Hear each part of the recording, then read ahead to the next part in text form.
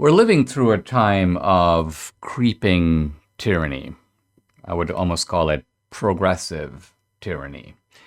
And progressive tyranny is a bit of an oxymoron, isn't it? Because when we think of progress, we think of moving ahead, leaving bad things behind, a movement towards, let's say, greater freedom, greater prosperity, greater equality, a betterment of the human condition. So the concept of progressive tyranny is one that jars you. And in order to understand what we're going through, it helps to understand tyranny proper, because our traditional view of tyranny is archaic. It's wrong. It's too limited. It doesn't capture the complexities of tyranny. And if we don't capture those, we don't really know what we're experiencing now. For the American founders, there were two types of tyranny. There was the tyranny of the one, the monarch, and there was the tyranny of the many, the tyranny of the people themselves. But I would say that today what we're seeing is something more complex than just the tyranny of the one or the tyranny of the many. The people aren't tyrannizing over America. So who is? And what are the mechanisms of tyranny at work? I want to look at one of Shakespeare's great plays, Julius Caesar, to help illuminate this question. I'm going to be looking at it in some detail because what this play shows us is that tyranny has a very complex shape. Now, let's start by talking a little bit about Shakespeare himself. Shakespeare wrote comedies, he wrote histories, he wrote tragedies, he wrote plays that are sometimes called romances. And this, by the way, was in his time unusual, because typically, and if we go back to the ancient world, we find that there are playwrights. By the way, playwriting, the stage, is invented in ancient Greece around the 5th century BC. Think about it, kind of interesting. There were many other cultures, but there were no plays in China, and there were no plays in India. American Indians didn't put on plays. But in ancient Greece, the stage and the theater is invented as a sort of art form. And but in ancient Greece, you have tragedians. The most famous are three: Aeschylus, Euripides, and Sophocles. You have comedians or comic playwrights, the most famous of whom is Aristophanes.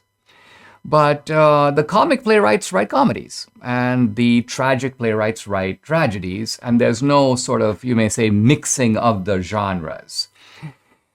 There can't be, in a way, because the comic theme is the low theme. It's the ordinary man, and in comic plays you have ordinary guys, shoemakers and carpenters and cobblers, and comedy arises out of ordinary experience.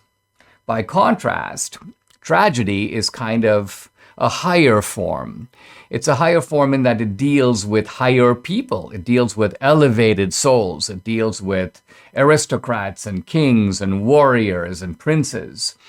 And tragedy deals with their predicament, with their situation.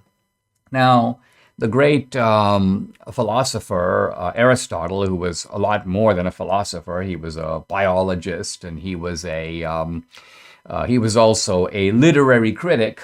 And Aristotle wrote a book called The Poetics, one of the earliest, and some think still one of the greatest works of literary criticism, in which Aristotle asked about tragedy.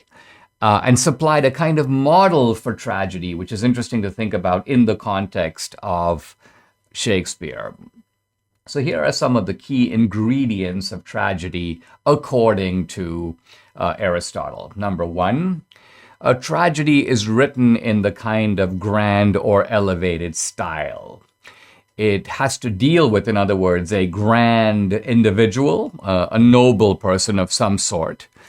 Generally, by the way, a man.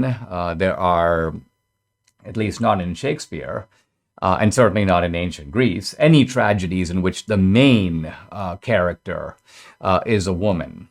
Now, there is one exception to that rule that I can think of off the top of my head. Euripides wrote a play called Medea about a woman who kills her own children. But the tragedy here does not involve Medea per se. It is the horror that is experienced by the hero, Jason. This is Jason of the Golden Fleece, because his partner Medea, whom he has, in fairness, abandoned, takes her revenge on him by killing their children. So the tragedy, the tragic figure here is Jason, not Medea, but Medea is in fact the title character of that play. If you think of Shakespeare's tragedies, they're generally named after the noble man who is the tragic figure, right? Think of Hamlet, or think of Othello, think of Lear, Coriolanus.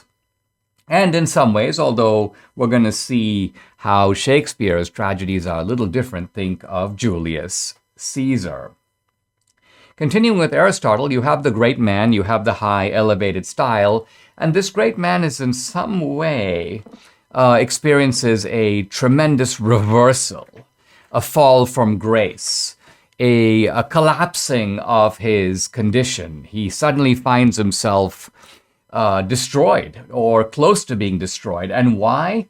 Because of some action, some behavior, some step. Now, Aristotle uses the word hamartia, which has been kind of wrongly translated as a tragic flaw. It's not necessarily a tragic flaw in the hero.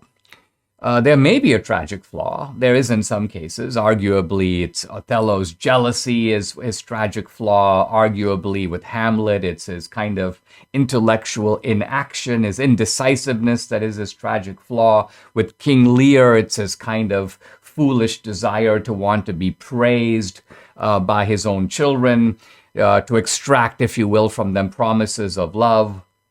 But the point here is that hamartia really just means a mistake.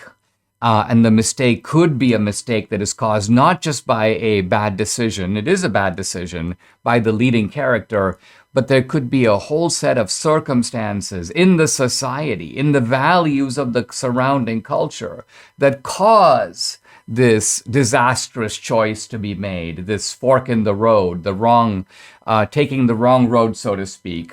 And then you have a catastrophe that follows. But, says Aristotle, out of this comes something that he calls anagnorisis. Anagnorisis meaning recognition. So out of this calamity comes some awareness. The hero, so to speak, looks in the mirror and comes to an understanding of himself. In this case, we're dealing with he's, not with she's. Comes to an understanding of himself or about the human condition, so that some kind of knowledge or wisdom is extracted from the crucible of the suffering. So in other words, the tragedy isn't just meaningless. There is the prospect of meaninglessness. Think of Macbeth, for example, talking about life is meaningless, nothing. It's just actors strutting about on a stage. So the meaninglessness is introduced as an option. King Lear at some point talks about meaninglessness. What is the point of it all? And one character in Lear talks about the gods who sort of treat us like wanton schoolboys might treat a fly. They use us for their sport. But in general, says Aristotle, this recognition is a moral gain. It's a moral gain on the part of not just the lead character. Not only the lead character comes to some understanding of himself, but we, the audience watching the play, come to some better understanding of the human condition and of ourselves. And then the final result, says Aristotle, he calls it catharsis. Catharsis, which means a kind of purging. A purging of what? Of the emotions of pity and fear. And these emotions of pity and fear, says Aristotle, are transformed in the context of watching a tragedy, so that at the end of it, it's not just the characters on the stage who are transformed, but it is we who are transformed as well.